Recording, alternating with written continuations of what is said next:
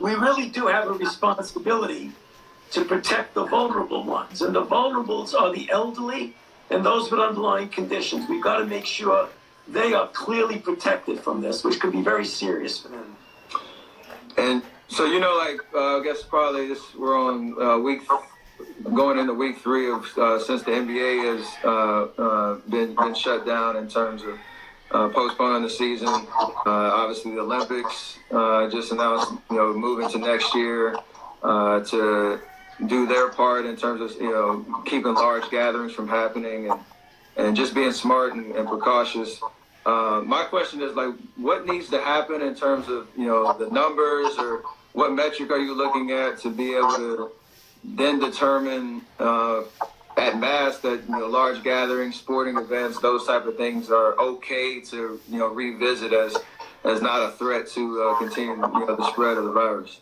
That's a great question, Steph, and that's what we deal with on a daily basis when we sit down in the Situation Room at the White House every day to go over that. What you need is to see the trajectory of the curve start to come down. We've seen that in China. They went up and down. They're starting to get back to some normal life. They got to be careful they don't reintroduce the virus into China. But they're on the other end of the curve. Korea is doing that. They're starting to come back down. Europe, particularly Italy, is in a terrible situation. They're still going way up. The United States is a big country. And we have so many different regions. Like New York City right now is having a terrible time. And yet there are places in the country that are doing really well. You could probably identify people, contact trace, and get them out of circulation. Whereas in New York City, it's doing what's called mitigation, trying to prevent as best you can the spread. So in direct answer to your question, we can start thinking about getting back to some degree of normality when the country as a whole is turned that corner and start coming down. Then you can pinpoint cases much more easily than getting overwhelmed by cases, which is what's going on in New York City.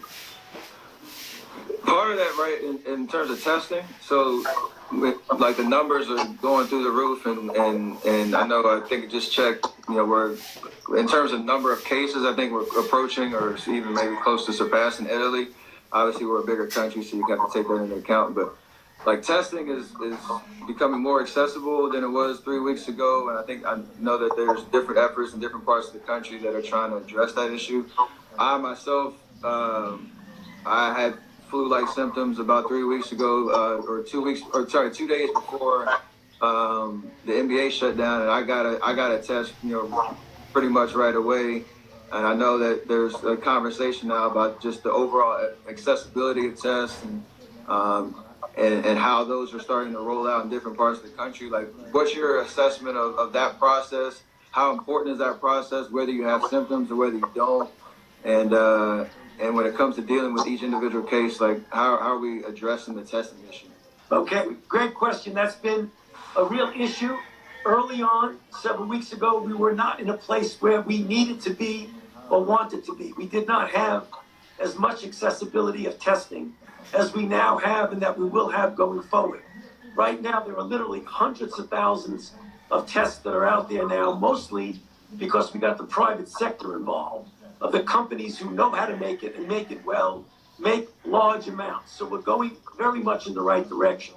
In specific answer to your question, you did the right thing. I mean, if someone right now gets flu-like symptoms, a fever, aches, and a bit of a cough, the first thing you do is stay at home.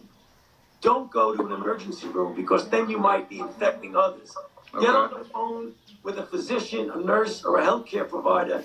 Get instructions from them what to do, and if available, you can get a test. But the critical issue is don't flood the emergency rooms. Stay at home. If you really are obviously seriously ill, then you've got to go quickly there. But if you just have aches, pains, and a fever, stay where you are, but contact your physician. So if you have those symptoms, right, now this is one of the most popular questions that I received yesterday and up until, our interview started, where people really want to know, if you contract the virus, you quarantine yourself, you go through the recovery process, and then the symptoms either wane or sometimes you might not have symptoms, and the virus kind of passes through. what does it mean to be recovered, and can you get the virus a second time? And if yes or no, does that influence, how testing kind of goes in the future in terms of trying to detect an antibody, or even address like that conversation around herd immunity and how to really not let this be a cyclical thing that, or is it a cyclical thing in terms of what to expect in the future? Okay, Steph, you had 3 or 4 or 5 questions. I know, sorry, I'm okay. I'll go in. Let's start with the first one. Can you get the virus a second time? Let's keep it okay. going. Well, but let me get to the first one, which was also important. All right. So, if you're infected and you recover, the question is, when can you go out and be safe to not infect others? The general rule is you have to have 2 cultures 24 hours apart that are negative. That's Okay. what the rule is now. As more people get infected, that likely is not going to be feasible. So we're going to have to set some guidelines of days following the diminution of symptoms. We're not there yet because we don't know as much about how far out you could be shedding virus. First thing. Second thing, your main question. Once you get infected, can you get reinfected? We haven't done the specific testing to determine that. But if this acts like every virus similar to it that we know, the chances are overwhelming that if you get infected, recover from infection, that you are not going to get infected with the same virus, which Okay. means you can then safely go out into the community and feel immune so that you can not only protect yourself, get back to work, get back to your job, but you'll be able to have what you refer to as herd immunity. Enough people who recovered in the community, that gives the virus very little chance to spread rapidly. That's what's referred to as herd immunity. Okay.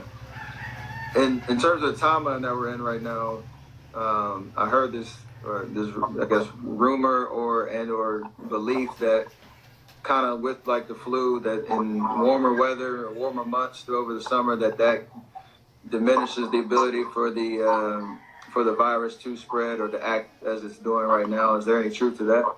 Well, with other viruses like seasonal influenza that we get confronted with every year, and other coronaviruses that are more benign, typical common cold, what you said is true. As the weather gets warmer, viruses tend to do poorly in warm, moist weather and do quite well in cold, dry weather. And that's one of the reasons why, in addition to the fact that in the warm weather you're more outside and not confined in a room, that these kind of respiratory viruses tend to go down as you get into the summer months. The only issue is, Steph, we don't know whether this is going to happen with this virus because this is the first time we've ever dealt with this virus. So it's not an unreasonable assumption to think that it's going to go down, but you don't want to count on it. Right. That's what I'm just thinking about from the general population standpoint in terms of how important, that social distancing effort is.